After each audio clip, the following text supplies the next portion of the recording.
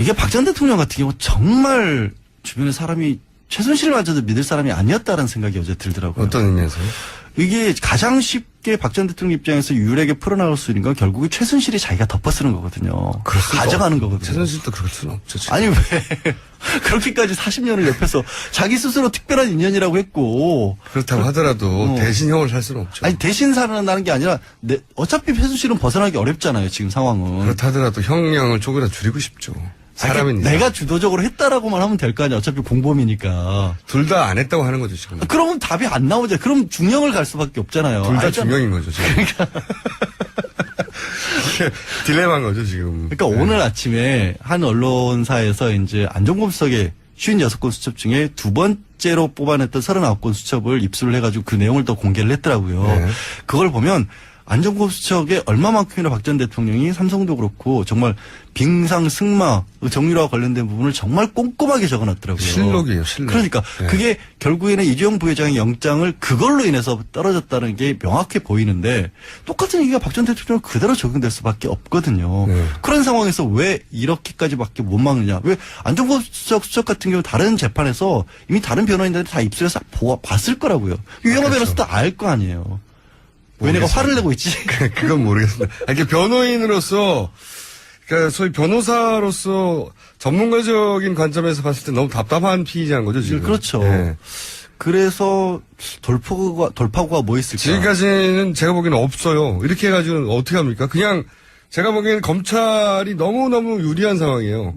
검찰이 기소한다고 반드시 죄가 되는 건 아니라는 말이죠. 그렇죠. 다퉈야 되는데 이렇게 전면 부인하면 사법부에서 검찰이 기소한 것에 대한 친밀성을 더욱 확고하게 만들어준단 말이죠. 이게. 다른 걸로 다투는 게 없으니까. 그러니까 네. 반대 증거가 나오는 것도 아니고 반대 법리가 나오는 것도 아니고. 주장밖에 없잖아요, 주장. 최순실이 나오는 게 그거죠.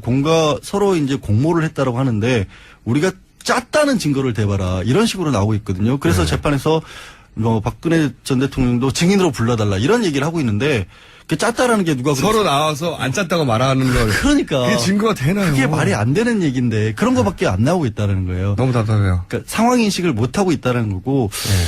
아니 근데 이렇게 말을 다 하는 분이 책을 왜 써요? 나 진짜. 하루 종일 온종일 여기저기 방송 나가서 하고 싶은 말 다 하고 하는 사람이 어떻게 책을 쓸 게 남았나요 아직도? 작가로서의 활동 영역은 그렇게 달라요. 말하고 싶은 게 많아요? 영역이 다르다고요. 이번 책은 어떤 영역입니까? 아니, 책 대상이.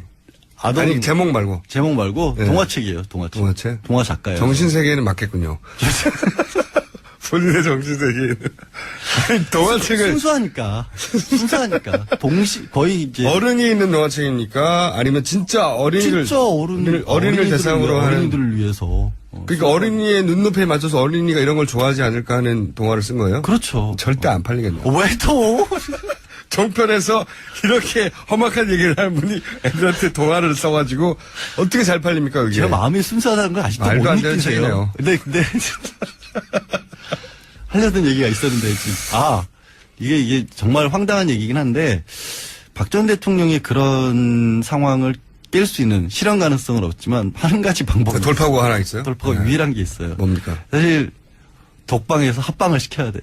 다른 사람들. 현실 세계로 현실 내려와라. 세계로 들어와야 돼요. 네. 그러니까 그 안에 있으면서 7명하고 있고 그렇게 되면 혼자만의 가둬져 있는 세계 있잖아요. 여태 뭐 그 주변 사람들에게도 진면목을 안 보이고 정말 가까운 인간적으로 탁 터놓고 자연인 대 자연인으로 이런 일이 벌어졌다고 말해줄 사람이 지금까지 단 한 명도 없는 것 같아요. 없죠. 네. 그러니까 그거를 깨지는 기회를 본인은 고통스러울지 모르지만 네. 그 방법만이 저는 사실 유일한 방법이고 인간적인 면에 있어서 가능성이 약 3% 정도 봅니다.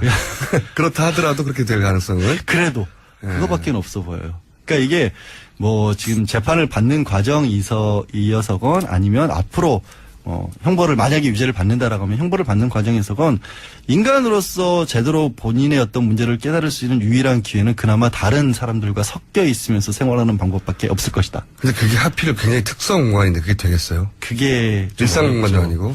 아니 일상 공간이 아니니까 오히려 될 수도 있다고 봐요. 저는 지난번에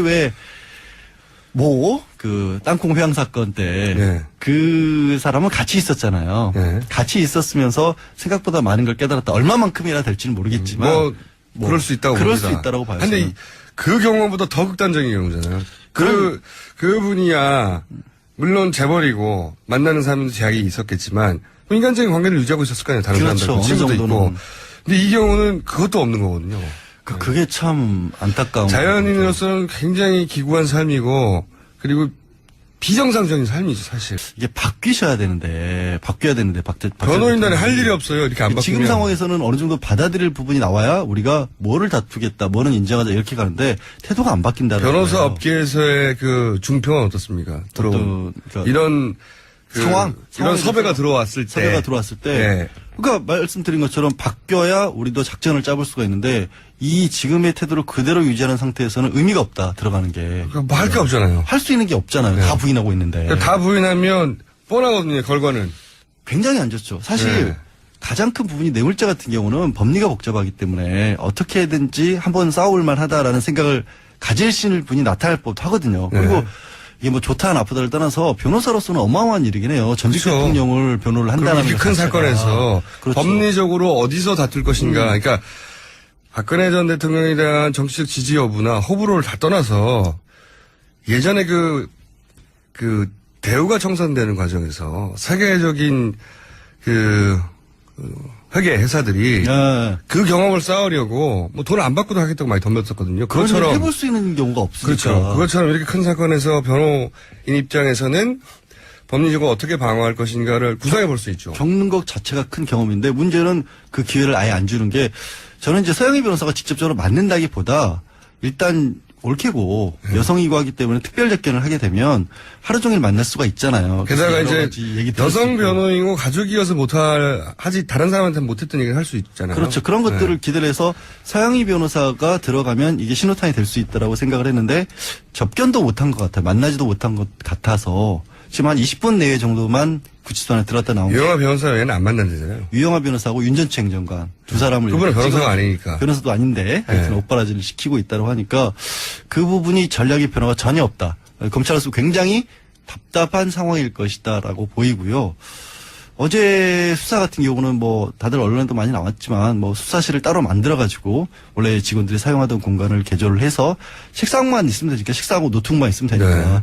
한홍재 부장검사 들어갔고 여성 수사관 한 명 들어갔고 보조하는 검사 들어갔고 얘기 드린 대로 유영아 변호사만 옆에서 앉아서 대동을 예. 했다라고 해요. 근데 이 부분도 문제가 그런 부분을 조금 헷갈리시는 것 같아요. 그 변호사를 9명을 선임을 했다라고 하니까 9명이 굉장히 많이 선임한 거는 맞아요. 예. 근데 보통의 경우 큰 사건은 팀 단위로 선임을 하는 거거든요. 그렇죠. 사실은. 맞습니다. 그러니까 유명한 변호사라고 하는 사람이 혼자 다를 일을 하는 게 아니라 변호사 혼자 절대 커버할 수가 없죠. 그렇죠. 네. 그 사람이 있고 뭐 법리 검토하는 밑에 보조하는 변호사가 있고 판례들을 찾아본다거나 아니면 사면들을 검토하거나 이렇게 팀 단위로 이루는데 그 전에도 이미 9명이 뿔뿔이 변론을 했던 것 같아요. 각자 제대로 회의도 안 되고. 그러니까 저는 헌재 때도 그랬지만 헌재 때도 보면 헌재 참여했던 변호인으로 참여했던 분들이 의견이 갈리고 그렇죠. 마지막 최후 변론할 때 순서 가지고 다투고 그러잖아요. 그렇죠. 뭐 답변서를 이게 말이 안 되는 거거든요. 변호인단과 함께 일해본 적이 있는 피의자라면 피의자라면 예. 전문 피의자로서 제가 지난 몇 년간 6년 가까이 이게 얼마나 중요한 일인지 그러니까요. 알고 6년 있잖아요. 7년 가까이 피의자를 계속 이명박 대통령 박근혜 대통령 하에서 해본 저로서는 도저히 말이 안 되는 상황이다. 한 사람이 진두지휘를 하는 분이 딱 있고 그 밑에서 눈에 보이지 않지만 선임이 대선인구가 있고 움직이는 그런 경우죠. 선임이 있고 변호인단이 어떤 사안을 놓고 왜냐하면 변호인들마다 이런 각도에서 이걸 변호해야 된다. 다 의견이 다르니까요. 그렇죠. 그래서 일종의 집단지성을 이루어야 하는 게 큰 사건에서의 기본인데 그 기본이 안 돼 있다. 그러면서 역할을 분담하죠. 자, 좋다 그러면 선임이 당신은 이쪽 맞고 너는 이쪽 맞고 그러면서 쭉 갈라서 그럼 일사불란해야 되고 의견이 통일되고 한 방향으로 변호하지 않으면 안 되거든요. 당연하죠. 너무 당연한 건데 너무너무 당연한 건데 부분이 이루어지지 않고 있다. 그래서 결국에는 부인하는 쪽만 나오고 있기 때문에 이제는 사실 검찰이 역할이 좀 바뀐 것 같아요. 바뀌어야 할 것 같아요. 뭐냐면 그때도 말씀드렸죠. 변호사 가장 큰 업무가 당신이 지금 겪고 있는 사건이 이렇게 쉬운 게 아니다. 내지는 이 부분이 실제로 법적으로 문제가 된다. 이런 것들을 변호사가 먼저 납득을 시키고 아니 변호사가 납득을 못 시키고 있으니까 검찰이 납득시켜야 돼요. 그러니까 검찰이 납득을 시켜야 돼요. 검찰이 원래 그래서- 변호인단이 하는 일인데. 원래 변호인단이 해야 되는데 검찰이 납득을 시키고 공감을 하고 소통을 검찰이 박 전 대통령하고 해서 상황을 빨리 정리를 하지 않으면 이 부분이 굉장히 어려워질 수도 있어요. 이게 박 전 대통령 같은 경우 정말 주변에 사람이 최순실마저도 믿을 사람이 아니었다라는 생각이 어제 들더라고요. 어떤 의미에서요? 이게 가장 쉽게 박 전 대통령 입장에서 유일하게 풀어나갈 수 있는 건 결국에 최순실이 자기가 덮어쓰는 거거든요. 그럴 수가 가져가는 거거든요. 최순실도 그렇게